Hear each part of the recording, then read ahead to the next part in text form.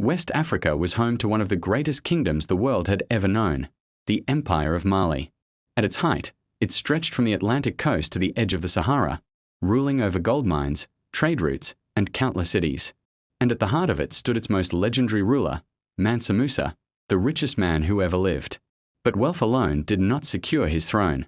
Behind the gold and glory was an army so vast and disciplined that it defended Mali's empire against all enemies, both within and beyond its borders. The chronicles say Mansa Musa commanded over 100,000 soldiers, with 10,000 of them mounted cavalry, horsemen who struck like lightning across the savannah. Their weapons were spears, bows, and swords, but their greatest strength was unity. Every soldier knew he was not just fighting for land, but for the honor of Mali and the blessing of the ancestors.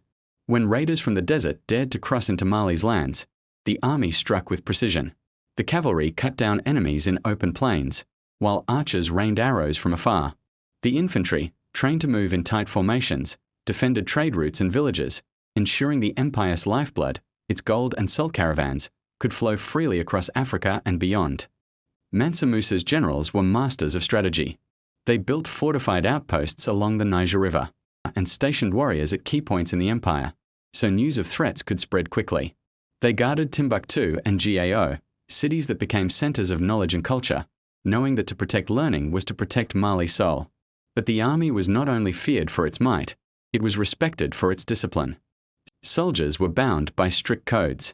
Looting was punished. Betrayal was unforgivable. And when Mansa Musa set out on his legendary pilgrimage to Mecca, he did not travel alone. He was shielded by thousands of warriors, their spears glinting in the desert sun, a moving wall of power guarding the emperor and his gold. The strength of Mali's army was not endless, but for generations it kept the empire safe, ensuring Mali's wealth, culture, and faith could flourish.